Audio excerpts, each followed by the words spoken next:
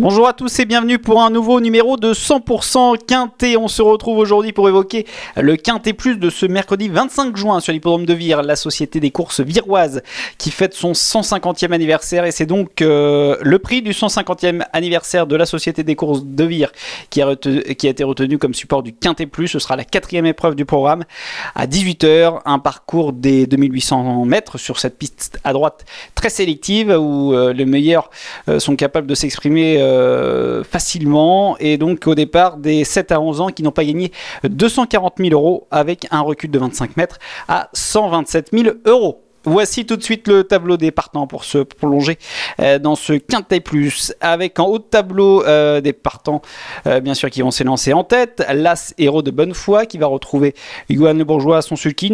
Il n'est peut-être pas dans la forme de sa vie actuellement, mais revient gentiment en forme. Et Johan Le Bourgeois a déjà bien fait avec, il a déjà bien fait un vire. Il peut garder une place dans le Quintet.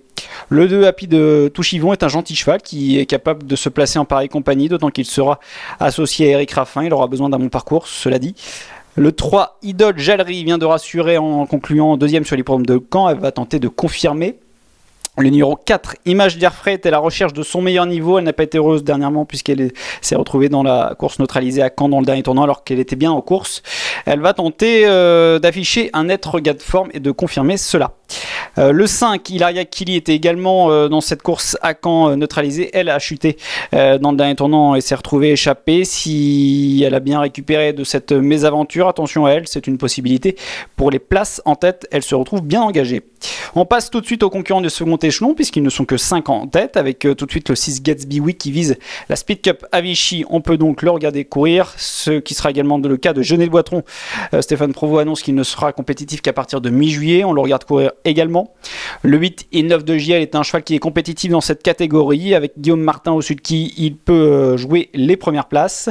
Le 9 Felicita Découvre est dans sa catégorie, elle a 10 ans mais est encore performante, surtout sur les pommes de Caen qui est son jardin. Plaquée, elle ne peut accrocher selon nous qu'une 4-5e place, guère mieux. Le 10 Hadès de Liton sera l'attraction de cette épreuve. Il ne cesse d'enchaîner les victoires et il peut signer une 7e victoire de rang selon nous. Le 11 Idéfils de Santu n'est pas un cheval très facile à saisir. Il est assez décevant dans l'ensemble. S'il a envie de se livrer, il peut terminer à l'arrivée d'une telle épreuve. Le 12 Eloja Drush, plus connu sous la selle, mais là elle sera déférée des 4 pieds à l'attelé, ce qui n'a pas été le cas depuis très longtemps. Ce serait risqué de l'écarter totalement, tout comme le numéro 13 Helios Somoli qui n'a pas été revu depuis mars, mais c'est un cheval qui court bien frais dans l'ensemble et lui aussi il serait risqué de l'exclure pour une fin de combinaison. Le 14 Hermès de Cordée, plus connu sous la selle, lui, on peut le ranger dans la catégorie des gros outsiders. Et puis, en bas de tableau, le 15 Briand Colmy, qui est certainement l'une des meilleures chances de cette épreuve. Voilà, vous en savez plus sur les partants de ce rendez-vous virois. On passe tout de suite au papier de la course.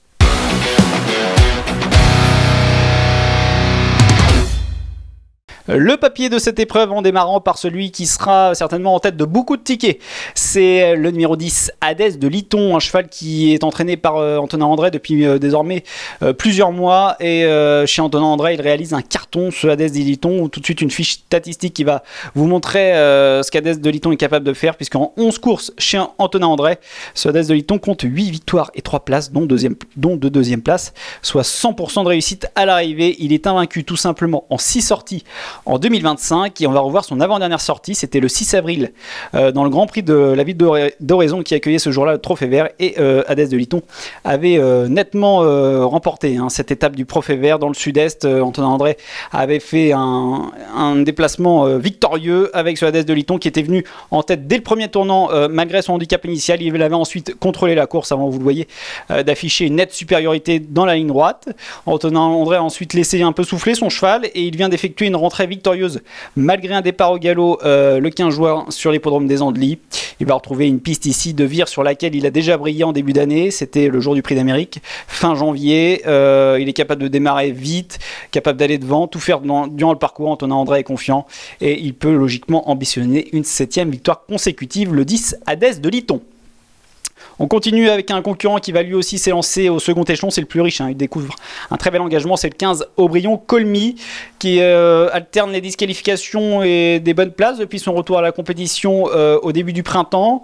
Sa course le 30 mai à Vincennes était très bonne, c'était dans le pré Kissa, on revoit cette course où ce jour-là, drivé par Anthony Barrier, Aubryon Colmy s'était rapproché en bas de la descente pour venir aux avant-postes, ça s'était bien passé ensuite dans la montée puisque avec la faute d'un concurrent, il avait pu se ranger sur une troisième ligne à la corde et vous le voyez, il avait très bien tenu sa partie jusqu'au bout en dedans pour terminer troisième d'un joli lot, hein, en 1-12-1 sur les 2700 mètres de la grande piste puisque Indy Dark s'imposait, Hyacinthe Jeep était deuxième et il devançait Inred qui était quatrième alors qu'Inlove de Giel lui terminait sixième, une performance qui l'autorise à ambitionner les premières places ici. Il a déjà bien fait à Vire, il avait terminé deuxième une fois sur cet hippodrome, il va aussi apprécier revenir sur un profil à main droite, il s'entend bien avec François Lagadoc, s'il reste sage, Aubryon Colmy à sa place sur le podium.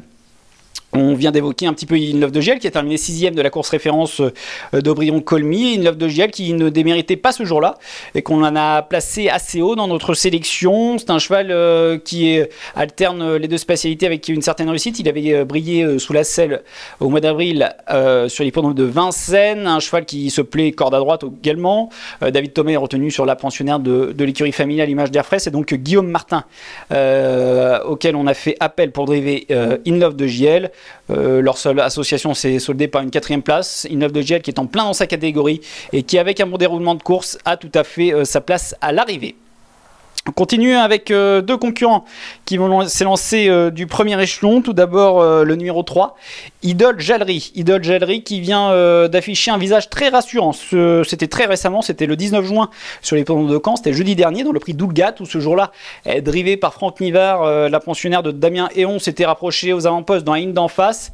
Elle avait eu un petit passage à vide à la sortie du dernier tournant. Ce n'est pas une grande vireuse, mais vous le voyez, ensuite elle s'était très bien relancée à la fin pour prendre la deuxième place aux abords du poteau à Inès de Faël alors qu'Ironie de Chenu était une nette lauréate ce jour-là. C'est une jument, cette Idole Jallery qui n'est pas de tous les jours mais qui a un potentiel très intéressant et elle sera plaquée comme lors de sa dernière sortie à Caen et si elle est dans un bon jour et s'il répète, elle est capable de faire très mal en tête, d'autant qu'elle va retrouver une piste qu'elle apprécie, cette Idole Jallery, une fiche spéciale tout de suite puisqu'en 4 courses sur le tracé virois, Idole Jallery compte une victoire et 2 places, soit 75% de réussite à l'arrivée. Franck Nivard ne peut bien sûr pas la driver puisqu'il sera associé à sa pensionnaire Hilaria Kili. Sébastien Hardy a déjà eu l'occasion de la driver. C'est un outsider très intéressant, le numéro 3, Idole Jallery. Et puis on termine le papier de cette épreuve avec le numéro 2, Happy de Touchivon, un cheval qui est en forme et qui l'a montré dernièrement sur l'hippodrome de Vire début juin, dans une course que l'on va revoir tout de suite, le prix de Meillard, où Happy de Touchivon, entraîné lui aussi par Charles-Antoine Marie comme Aubryon Colmy, se classait bon deuxième derrière Inesca. Il faut le driver off et c'est ce qu'avait fait Eric Raffin ce jour-là. Il s'était rapproché à l'abri au dernier passage en face et vous le voyez, sa fin de course était très bonne. Happy de Touchivon, il s'assurait une facile deuxième place dans les derniers hectomètres de course derrière Inesca.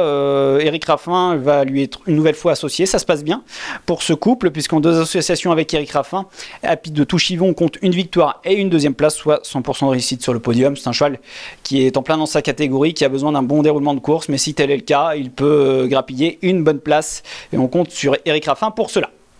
Voilà pour les concurrents en vue de ce Quintet Plus selon nous et on passe tout de suite à notre choix.